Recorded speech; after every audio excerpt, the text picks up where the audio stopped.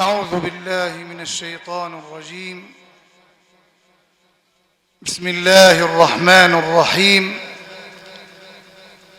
الحمد لله رب العالمين، المحمود في السراء وفي الضراء، وأشهد أن لا إله إلا الله وحده لا شريك له، وأشهد أن سيدنا ونبينا وحبيبنا محمدًا عبد الله ورسوله. اللهم صل وسلم وزد وبارك عليه وعلى آله وأصحابه والتابعين لهم بإحسان إلى يوم الدين. ثم أما بعد، فيا أيها الإخوة المسلمون، يقول الحبيب النبي صلى الله عليه وسلم: أيها الناس، إن لكم معالم فانتهوا إلى معالمكم، وإن لكم نهاية فانتهوا إلى نهايتكم، وإن المؤمن بين مخافتين: بين أجل قد مضى لا يدري ما الله قاض فيه، بين أجل قد مضى لا يدري ما الله صانع فيه، وبين أجل قد بقي لا يدري ما الله قاض فيه. فليتزود العبد من نفسه لنفسه، ومن حياته لموته، ومن شبيبته لهرمه، فإن الدنيا خلقت لكم وأنتم خلقتم للآخرة. والذي نفس محمد بيده ما بعد الموت من مستعتب، ولا بعد الدنيا من دار إلا الجنة أو النار. هذا هو مصير الإنسان، إما إلى جنة ينعم فيها، نسأل الله العلي القدير أن يجعلنا من أهلها، وإما إلى نار والعياذ بالله. هذا هو مصيره الذي يجب أن تتفكر فيه، الذي يجب أن تنتبه إليه، وألا تغفل عنه ولا تنشغل. لما نام الإمام الشافعي رضي الله عنه على فراش الموت، دخل عليه الإمام المزني فقال: كيف أصبحت يا إمام؟ قال: أصبحت من الدنيا راحلا، وللإخوان مفارقا، ولكأس المنية شاربا، وعلى الله واردا. أصبحت من الدنيا راحلا، وللإخوان مفارقا، ولكأس المنية شاربا، وعلى الله واردا. ثم بكى الإمام الشافعي، فقال له الإمام المزني: وأنت يا إمام؟ أنت الشافعي الذي ملأ أطباق الدنيا علما، أنت الشافعي الذي علم الناس ونشر العلم، وشهد لك الناس بالحق، وأنت يا إمام وأنت تبكي على فراش الموت؟ فقال الإمام الشافعي: أبكي لأني لا أدري هل تصير روحي إلى الجنة فأهنيها أم إلى النار فأعزيها. هل يدري الإنسان منا مصيره؟ إلى أين يصير؟ الله جل وعلا نبه حبيبه ونبيه ومصطفاه محمد صلى الله عليه وسلم ألا يغفل عن هذا المصير. قال الله لحبيبه: واصبر نفسك مع الذين يدعون ربهم بالغداة والعشي يريدون وجهه ولا تعد عيناك عنهم تريد زينة الحياة الدنيا ولا تطع من أغفلنا قلبه عن ذكرنا واتبع هواه وكان أمره فرطا. قال الله لحبيبه: واذكر ربك في نفسك تضرعا وخيفة ودون الجهر من القول بالغدو والآصال ولا تكن من الغافلين. الله عز وجل أعد لكل إنسان منا مكانه، وأعد لكل إنسان منا منزله. ما منا إلا له مكان في الجنة. كل إنسان له مكان في الجنة وله مكانة فيها وله منزلة في الجنة أعدها الله عز وجل له. فاحذر أن يرث أهل الجنة مكان. احذر أن يرث أهل الجنة منزلته. هو قال لو لي مكان في الجنة أهل الجنة هيورثوه؟ نعم. قال صلى الله عليه وسلم: ما منكم إلا وله منزل في الجنة. كل واحد فينا له منزل في الجنة، فإذا مات ودخل النار ورث أهل الجنة منزله. إذا مات الإنسان منا والعياذ بالله فقضى الله له بالنار فدخل النار ورث أهل الجنة منزله. وهذا قول الله عز وجل: تلك الجنة التي نورث من عبادنا من كان تقيا. احذر كذلك أن تأتي يوم القيامة فتجد أعمالك هباء منثورا.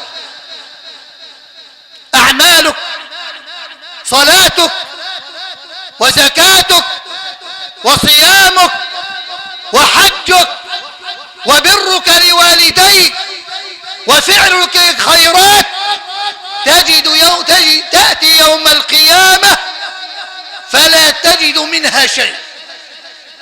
لكنني بعد ما صلي وصوم وزكي وحج هاجي يوم القيامة ممكن ما لاقيش لي حسنات. نعم، إذا لم تتق الله عز وجل، إذا لم تبتعد عن الحرام، إذا لم تتحرى الحلال والحرام في مطعمك، في مشربك، في ملبسك، في مسكنك، في معاملتك لأهلك وأولادك. من الذي قال؟ قال الحبيب النبي صلى الله عليه وسلم، قال: لأعلمن أقوام من أمتي يأتون يوم القيامة بحسنات كأمثال جبال تهامة بيضاء. ناس تيجي يوم القيامة معاهم جبال من الحسنات، معاهم جبال من الصلاة، معاهم جبال من الصوم والزكاة والحج، جبال كأمثال جبال تهامة بيضاء. يقول النبي فإذا جاءوا جعلها الله هباء منثورا كأن لم تكن. هل تفكرت في اللحظة دي ان انت تيجي يوم القيامة ما تلاقيش معاك حاجة؟ فإذا جاءوا جعلها الله هباء منثورا. سيدنا ثوبان راوي الحديث قال يا رسول الله صفهم لنا. مين دول؟ مين اللي هيجي يوم القيامة مش هيلاقوا معاهم حسنات؟ مين اللي هيجي يوم القيامة مش هيلاقي له أعمال؟ من هم؟ صفهم لنا، اوصفهم، جلهم لنا، بينهم لنا. لا نكون منهم ونحن لا نعلم. يمكن أنا أكون واحد منهم وأنا غافل ومشغول. يا رسول الله صفهم لنا، جلهم لنا، لا نكون منهم ونحن لا نعلم. فقال صلى الله عليه وسلم أما إنهم لإخوانكم ومن جلدتكم ويأخذون من الليل ما تأخذون.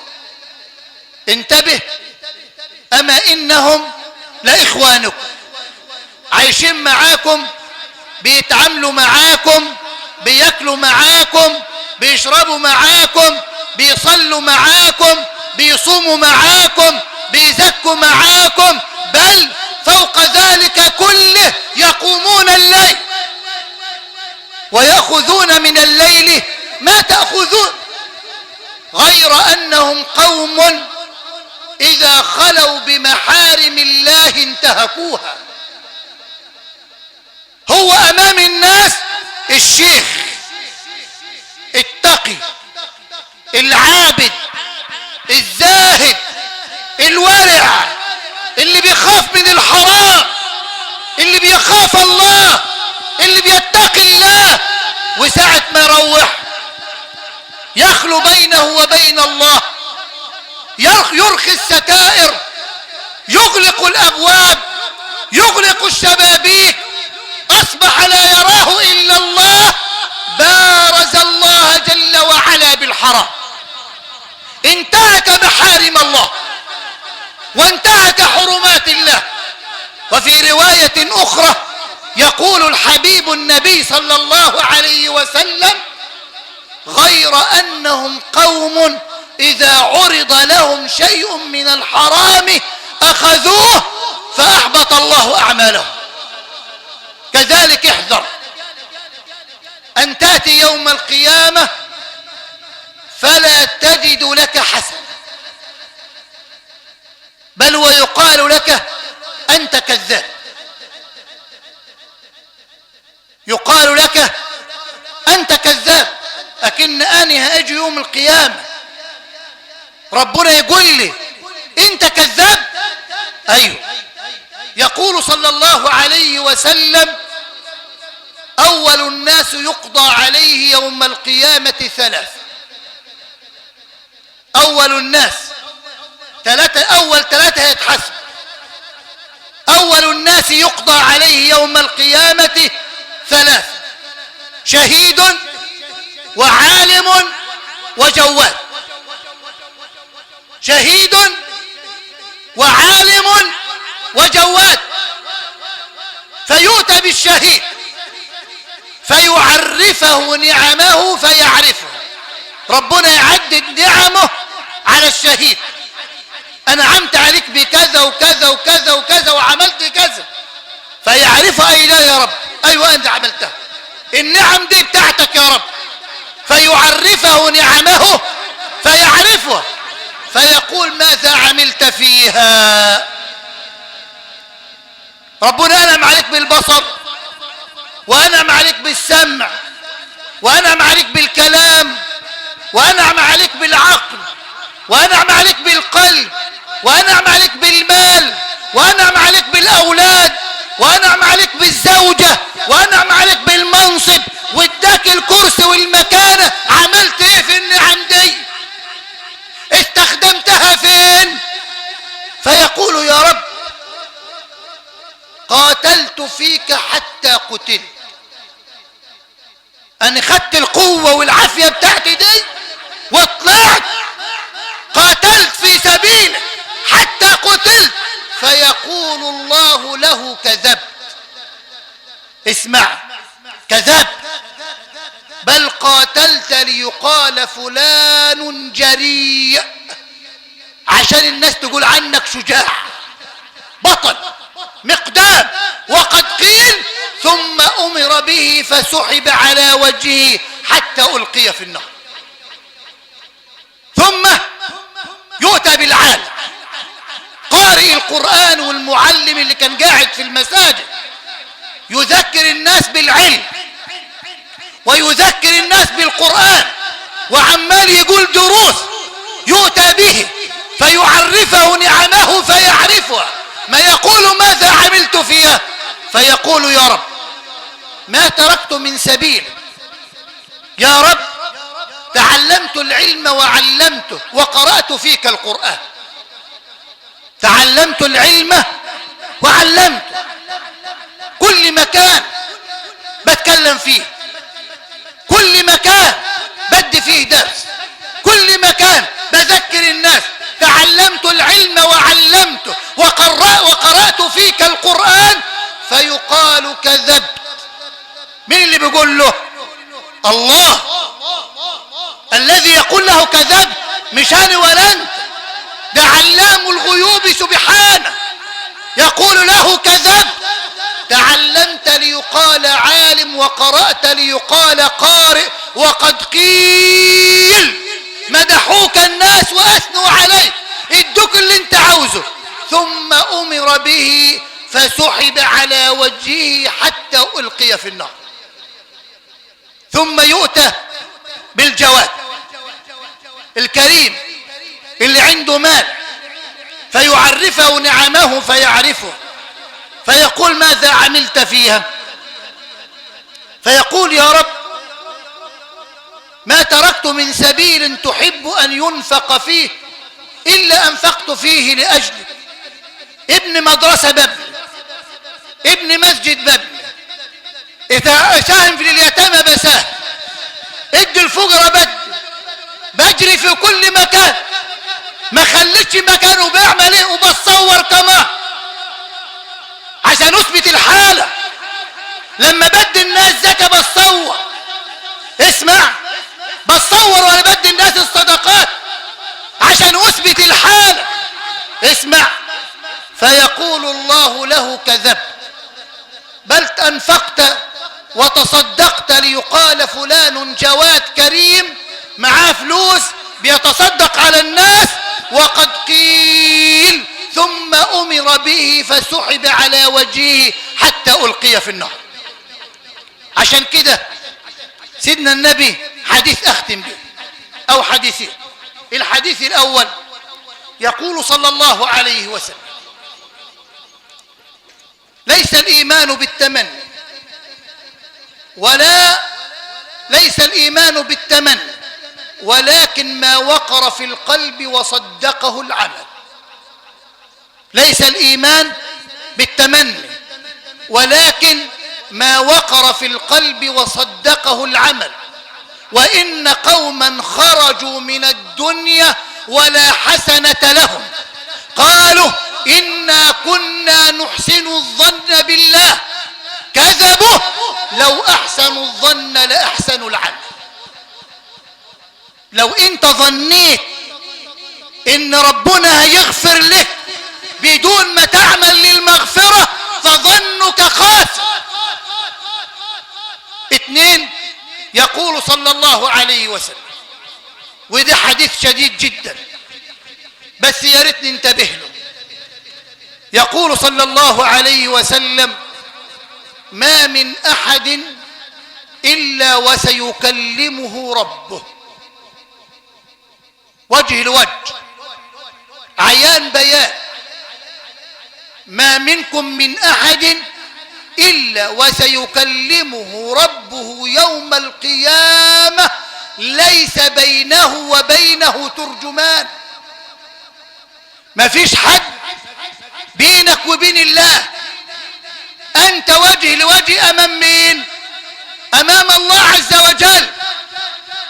لما منكم من أحد إلا وسيكلمه رب ليس بينه وبينه ترجمان، فينظر أيمن منه. العبد فينا يبص على يمينه فلا يرى إلا ما قدم، وينظر أشأم منه أي عن شماله فلا يرى إلا ما قدم. أعماله اللي عملها هيشيلها على كتاف، هيشيلها على ظهر، هيشيلها على رقبته، صغير أو كبير، طيب أو خبيث، خير أو شر، حلو أو مر، كل عمل عملته في الحياة تأتي تحمله بين يدي الله. حتى إذا جاءتهم الساعة بغتة قالوا يا حسرتنا على ما فرطنا فيها وهم يحملون أوزارهم على ظهورهم. هتحمله؟ أيوه. يبص عن يمينه يلاقي عمله، عن شماله يلاقي عمله، ينظر بين يديه فلا يرى إلا النار تلقاء وجهه.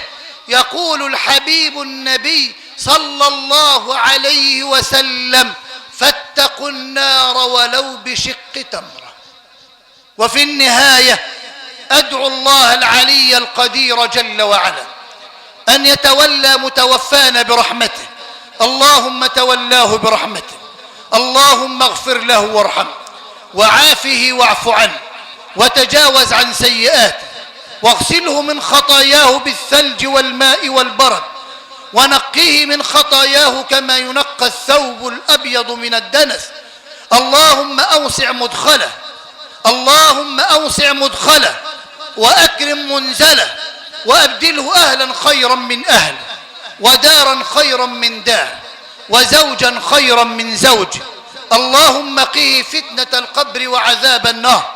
اللهم إن كان محسنا فزد له في حسناته وإن كان مسيئا فتجاوز له عن سيئاته.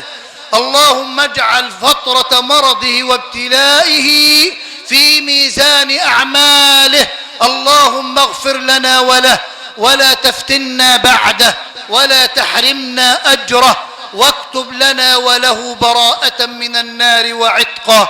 أقول قولي هذا وأستغفر الله لي ولكم، والسلام عليكم ورحمة الله.